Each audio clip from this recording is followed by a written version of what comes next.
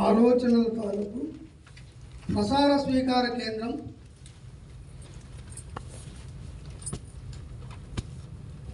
ఆలోచనల తాలూకు ప్రసార స్వీకార కేంద్రం సంపదల దిశగా ప్రయాణించినప్పుడు ఆలోచనల తాలూకు ప్రసార స్వీకార కేంద్రం సంపదల దిశగా ప్రయాణించినప్పుడు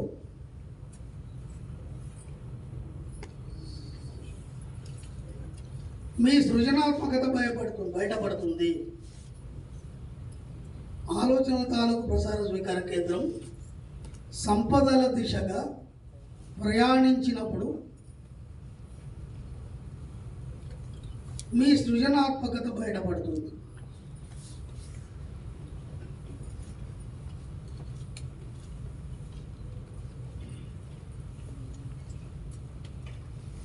ఓకేనా? లేని గురించి ఎంత కావాలన్నది, లేని గురించి ఎంత కావాలన్నది, ఎంత రావాలన్నది విడ్డూరం.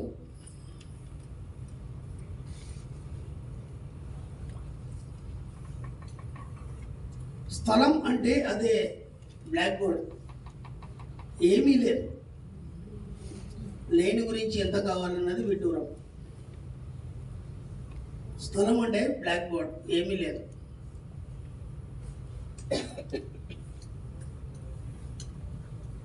మనం విశ్వం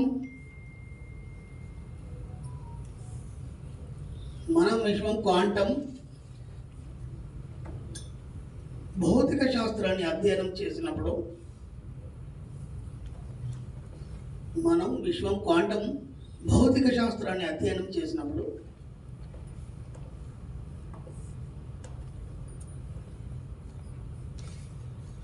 ప్రతిదీ శూన్యం నుండి వస్తుందని గ్రహిస్తాము. ప్రతిదీ శూన్యం నుండి వస్తుందని గ్రహిస్తాము.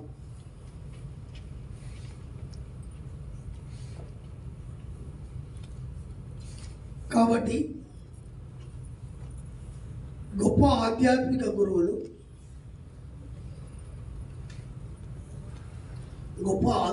ఆధ్యాత్మిక గురువులు దీనిని మహాశూన్యం, గ్రేట్ నథింగ్నెస్ అని పిలుస్తారు. గొప్ప ఆధ్యాత్మిక గురువులు దీనిని మహాశూన్యం, గ్రేట్ నథింగ్నెస్ అని పిలుస్తారు.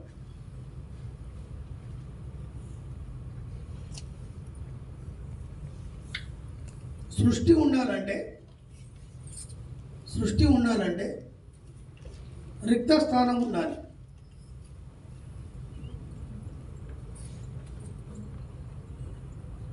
మన మనసు విషయంలో కూడా అదే. సృష్టి ఉండాలంటే రిక్త స్థానం ఉండాలి. మన మనసు విషయంలో కూడా అదే.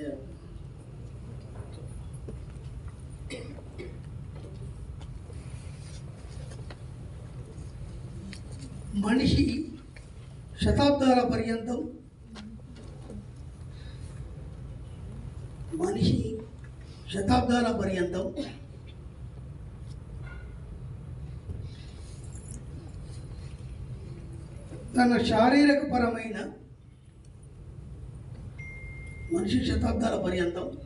తన శారీరకపరమైన ఇంద్రియ జ్ఞానంపైనే ఆధారపడి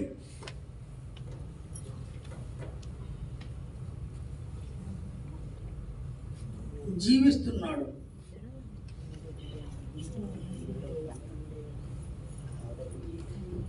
మనిషి శతాబ్దాల పర్యంతం తన శారీరకపరమైన ఇంద్రియ జ్ఞానంపైనే ఆధారపడి జీవిస్తున్నాడు. ఈ అగోచరమైన పరిజ్ఞానం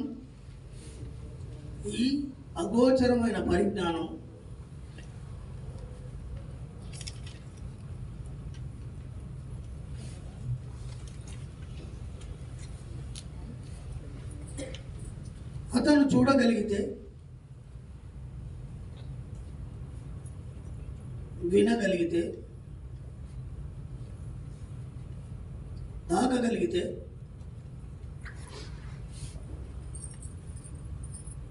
కొలవగలిగితే,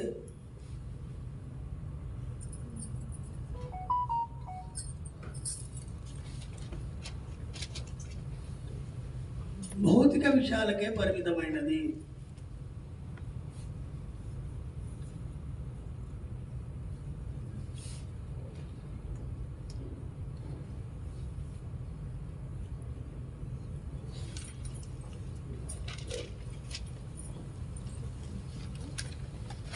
మనం ఇప్పుడు మన చరిత్రలో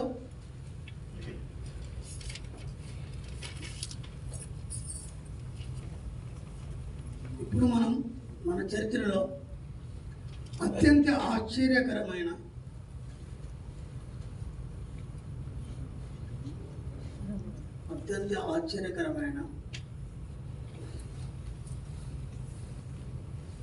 అధ్యాయంలోకి ప్రవేశిస్తున్నాం.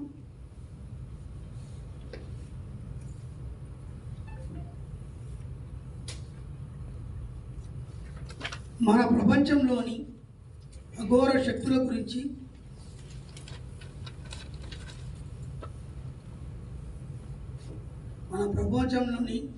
అగోచర శక్తుల గురించి ఈ అధ్యాయం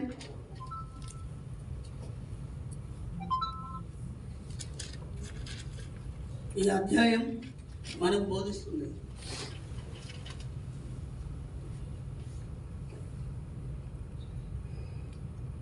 దీని గురించి తెలుసుకునే కొద్దీ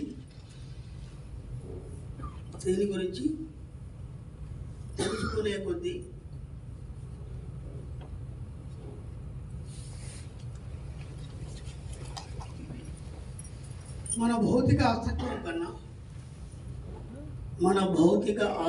కన్నా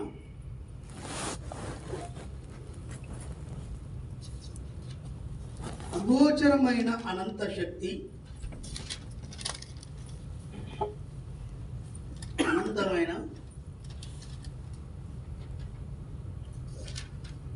అనంతం కన్నా శక్తివంతమైన అగోచరమైన అనంత శక్తి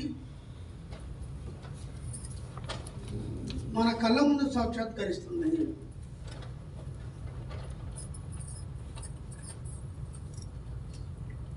అద్దంలో ప్రతిబింబంలా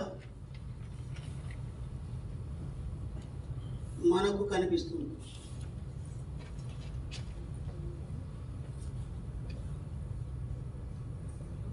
అద్దంలో ప్రతిబింబంలా మనకు కనిపిస్తుంది. ఆమెకు ప్రాణదానం చేస్తున్న ప్రతి మెతుకులోనూ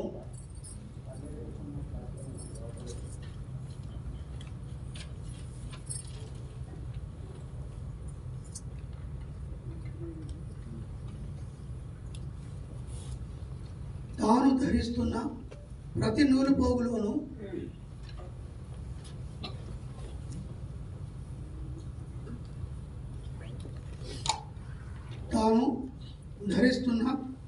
ప్రతి నూలు పోగులోనూ తన జేబులోని ప్రతి రూపాయిలోనూ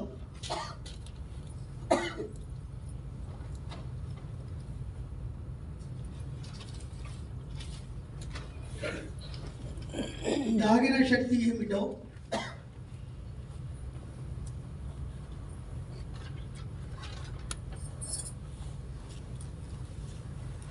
మనిషికి అంతుబట్టదు.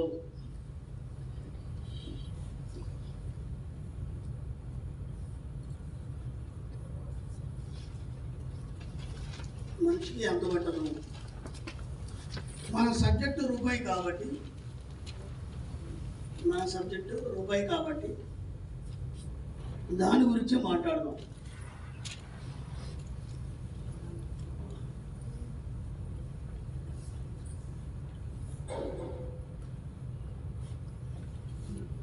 మనిషి తాను సాధించానని భావిస్తున్నా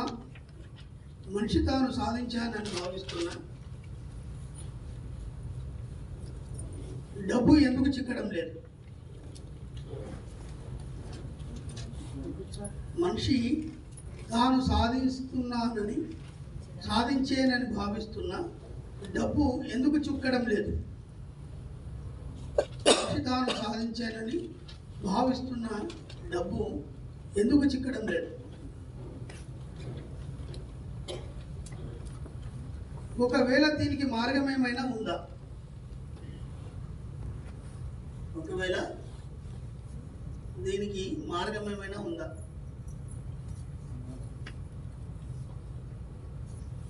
ఈ అంతర్ముఖ అతీంద్రియ శక్తి ద్వారా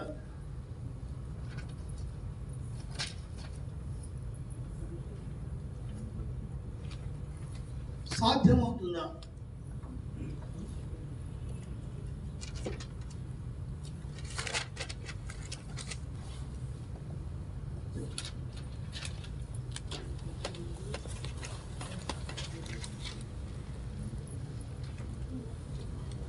పెద్దబా చెప్పాడు, ఆలోచనల తాలూకు ప్రసార స్వీకార కేంద్రం సంపదల దిశగా ప్రయాణించినప్పుడు మీ సృజనాత్మకత బయటపడుతుంది. మీరు ఎప్పుడైనా గుర్తుంచుకోండి, మీరు మామూలుగా అందరిగా మీ యొక్క జీవితాన్ని ఎప్పుడైతే ఆలోచిస్తారో అప్పుడు మీ జీవితంలో ఎలాంటి అభివృద్ధి అనేది ఓకేనా. మీరు ఎప్పుడైతే అందరికీ భిన్నంగా సృజనాత్మకతతో కూడిన ఆలోచనల ద్వారా మీ జీవితాన్ని కొత్తగా ఆలోచిస్తారో అప్పుడు మీ జీవితంలో మార్పు వస్తుంది. ఓకేనా, ఇది బాగా గుర్తుంచుకోండి. ఎప్పుడు వస్తుంది మార్పు? సృజనాత్మకమైనటువంటి ఆలోచనలు ఆలోచించినప్పుడే మీ జీవితంలో మార్పు వస్తుంది. ఓకేనా, ఈ యొక్క ఆలోచన తాలూకు ప్రసార స్వీకార కేంద్రం అంటే మీరు ఏవైతే ఆలోచిస్తున్నారో, దేని గురించి ఆలోచించినా, ఏది స్వీకరించినా ఈ రెండు కూడా డబ్బు సంపదలతో కూడి ఉండాలని చెప్తున్నాడు. అర్థమైందా? ఇప్పుడు మీ ఫ్రెండ్ ఉన్నాడు, ఇంటికి వెళ్ళి మీ ఊరికి వెళ్ళి ఫోన్ చేశాడు, ఏమని, అరే ఎలా ఉన్నావురా అని. ఎలా ఉన్నట్టు మీరు ఏం చెప్తారన్నమాట? నిజంగా బాగున్నారా? ఒకసారి క్వశ్చన్ వేసుకోండి, నిజంగా బాగున్నారా? లేరు కదా, అవునా కదా? కాబట్టి వాటి ద్వారా మీకు వచ్చేది ఏం లేదు. వాడు అడిగినంత మాత్రాన, మీకు చెప్పినంత మాత్రాన వాటి గురించి మీకు రూపాయి రాదు, అవునా కదా? ఎప్పుడైనా వాడు మాటి ఫోన్ చేయకుండా ఉండాలంటే, మీ ఇంటి వాళ్ళు కూడా ఫోన్ చేయకుండా ఉండాలంటే మనం ఎప్పుడు కూడా డబ్బు గురించి మాట్లాడాలి. నువ్వు మీ ఫ్రెండ్ మీకు ఫోన్ చేసి ఎలా ఉన్నారో బాగున్నావు అని అనుకో, నువ్వు ఎంత సంపాదించినావు నువ్వు వ్యాపారంలో అని అడగాలి వాడికి. ఒక 2 సార్లు వాడికి నువ్వు ఎంత సంపాదించినావు అని అడిగినావు అనుకో, మళ్ళీ ఎప్పుడైనా నీకు ఫోన్ చేస్తాడు వాడు.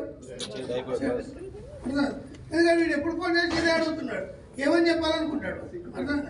కాబట్టి వీలైనంత మట్టికి మీరు మీ యొక్క సంభాషణలో ప్రసార స్వీకార కేంద్రం ఉన్నట్టు దాన్ని ఏమంటే, మీ నుంచి ఏం మాట్లాడినా సరే లేదా ఎటువారి నుంచి ఏమిన్నా సరే డబ్బు సంపదకు సంబంధించిన విషయాలే మాట్లాడాలి, వేరే విషయాలు మాట్లాడడానికి వీల్లేదు. బాగుందా లేదా? రాసుకుంటాడు.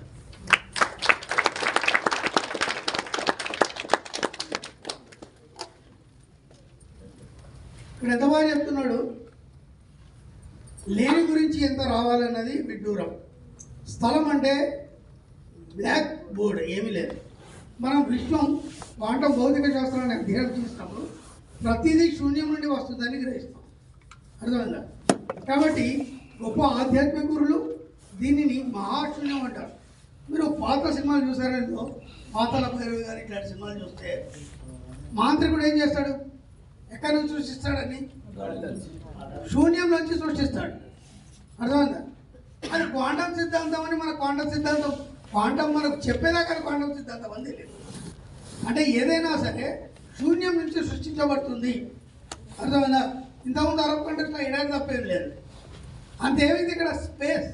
ఫస్ట్ నువ్వు ఒకటి సృష్టించాలంటే నీకు స్పేస్ అనేది ముఖ్యం. అంటే నీకు ఒక ఖాళీ ప్రదేశం ముఖ్యం. అర్థమైందా? ఈ బాటిలో నిండా నీళ్ళు ఉన్నాయి, నేను దీంట్లో నీళ్ళు పోయగలనా? మాట్లాడాలి, పోయలేదు. ఖాళీ ఉన్నాయి, ఇప్పుడు పోయగలనా? ఏమైనా కాబట్టి మీరు ఖాళీగా వచ్చారు, నేను పోసేస్తాను. సింపుల్ అయింది. మీరందరూ ఖాళీగా వచ్చారు, నేను పోసేస్తాను మనీ మంత్రి ద్వారా. అయిపోయింది, పురిపిల్ అయిపోయింది, వెళ్ళిపోవడమే. వెళ్ళిపోయే ముందు మూత పెట్టుకోండి, లేకపోతే మళ్ళీ వెళ్ళిపోతుంది. అదొక పని చేయండి. అర్థమైంది? కాబట్టి ముందు ఏదైనా సృష్టించాలంటే క్వాంటం సిద్ధాంతం ప్రకారం ఏం చెప్పబడిందంటే మనకి స్పేస్ అనేది కావాలి. స్పేస్ అనేది కూడా మనం ఏది సృష్టించడం. కాబట్టి మీకు బోలెడు స్పేస్ ఉంది. ఆ స్పేస్ ఏంది? దరిద్రము, డబ్బులేనితనము, అప్పులు. అన్నిటికన్నా పెద్ద స్పేస్ అప్పులు మనకి. ఓకే, అది పెట్టుకొని వచ్చారు. అది పెట్టుకున్నా కూడా మీకు ఏమవసరం? ఇప్పుడు మా వాళ్ళందరూ వచ్చారు, ఫుల్గా స్పేస్ లేకుండా వచ్చారు. వాళ్ళకి అవసరం లేదు, కాదు టైంపాస్. మేము మేము అందరం ఏం చేసినామంటే మేము సంపాదించినాం కదా, దాన్ని ఆనందంగా ఖర్చు చేయడానికి వచ్చినాం ఇక్కడికి. అర్థమైందా? నేను అలా సరదాగా డబ్బులు మా సబ్జెక్ట్లో ఏదైనా సరే ఎంత వీలైనంత ఖర్చు పెట్టాలి, వచ్చిందని ఖర్చు పెట్టాలి. ఏ విధంగా ఖర్చు పెట్టాలి? నేను ఇంతకుముందు చెప్పాను ఏమనంటే, మా ఫ్రెండ్ ఏమన్నాడు, ప్రైమరీ నీడ్స్ సెకండరీ నీడ్స్ ఉంటాయని చెప్పాడు వాడు.